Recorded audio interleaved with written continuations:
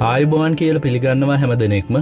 අද වීඩියෝවෙන් කතා කරන්නේ එක්සත් රාජධානිය කොටසක් වන උතුරු අයර්ලන්තය පිළිබඳව. මෙය ඉතාමත්ම සුවිශේෂී පාලන ප්‍රදේශයක්. බොහෝ දෙනෙක් සිතන්නේ මෙය අයර්ලන්තයේම කොටසක් කියලා. නමුත් කිසිසේත්ම උතුරු අයර්ලන්තය කියන්නේ අයර්ලන්තයේ කොටසක් නෙමෙයි. එය දේශපාලන වශයෙන් සම්බන්ධ වෙන්නේ එක්සත් රාජධානියට. නමුත් එක්සත් රාජධානිය අනිකුත් කිසිම රටක පුරවැසියන්ට නොලැබෙන විශේෂ වරප්‍රසාදයක් උතුරු අයර්ලන්ත පුරවැසියන්ට හිමි වෙනවා. ඒ වගේම මොවුන්ට පවතින්නෙත් ඉතාමත්ම අඳුරු ඉතිහාසයක්. ඉතින් අද වීඩියෝවෙන් කතා කරන්න බලාපොරොත්තු වෙනවා මේ සුවිශේෂී පාලන ප්‍රදේශය පිළිබඳ ඔබට වැදගත් හැම දෙයක්ම.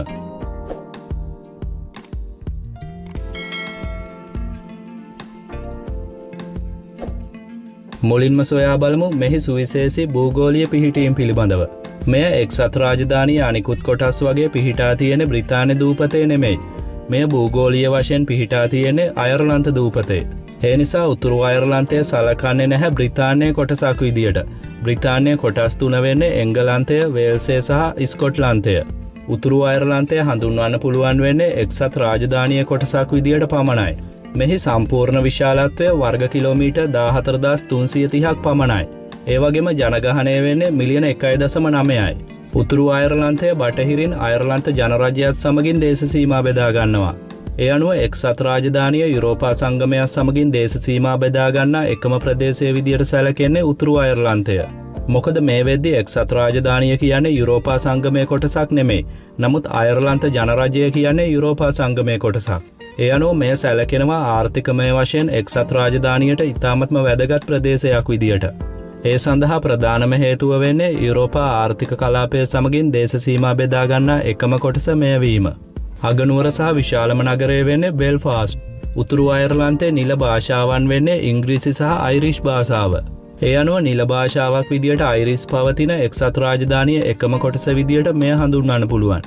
මෙහි භූගෝලීය පරිසරය ඉතාමත්ම සුවිශේෂී.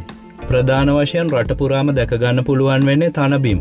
ඒ නිසාම ගේම් ඔෆ් ට්‍රෝන් වගේ ටෙලිකතා මාලාවල දර්ශන තල විදියට අරන් තියෙන උතුරු අයර්ලන්තයේ ප්‍රදේශ. එතරම්ම මෙහි ස්වභාවික සෞන්දර්යය සුන්දරයි. ඒ වගේම ඉතාමත්ම අద్භූත ස්වභාවික පිහිටීම් උතුරු අයර්ලන්තය තුල පවතිනවා. ඒ අතරින් ප්‍රධාන වෙන්නේ ගිනිකඳු පිපිරීම් මගින් නිර්මාණය වූ සඩාස්ත්‍රාකාර කළුගල්. උතුරු අයර්ලන්තය තුල එවැනි විශ්මිත කළුගල් 40000කට වැඩි ප්‍රමාණයක් පිහිටා තියෙනවා. බොහෝ දෙනෙක් සිතන්නේ මෙය මිනිසා විසින් නිර්මාණය කරන ලද්දක් කියලා. නමුත් පුදුමයට කාරණය වෙන්නේ ෂඩාස්ත්‍රාකාර විදියට මෙය ස්වභාවිකවම නිර්මාණය වීම. ලෝක ඉතිහාසයේ ඉතාමත්ම ජනප්‍රියම නැව විදියට හඳුන්වන්න පුළුවන් ටයිටැනික් නෞකාව.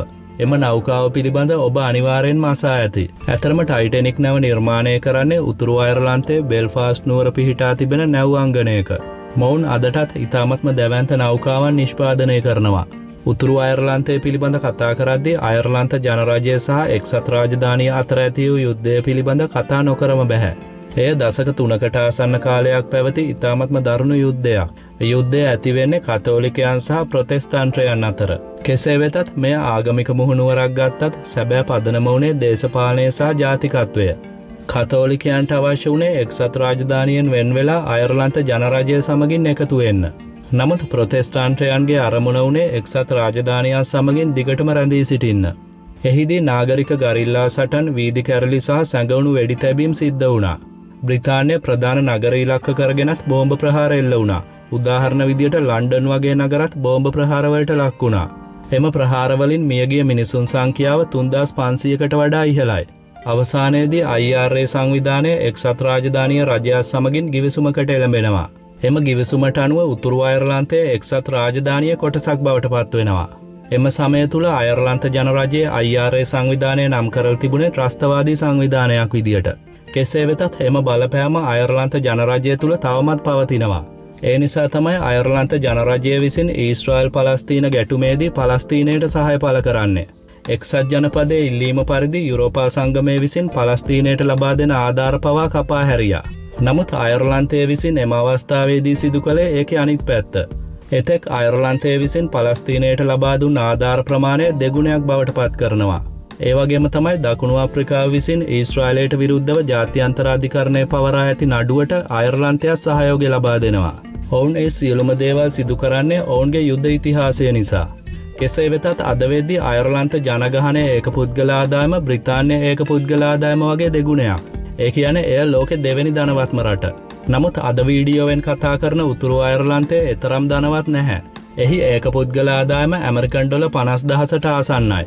ඇතරම උතුරු අයර්ලන්තය කියන්නේ සම්පූර්ණ ස්වාධීන රටක් නෙමෙයි නිසා එහි ආර්ථිකය වෙනම දක්වන්න බැහැ.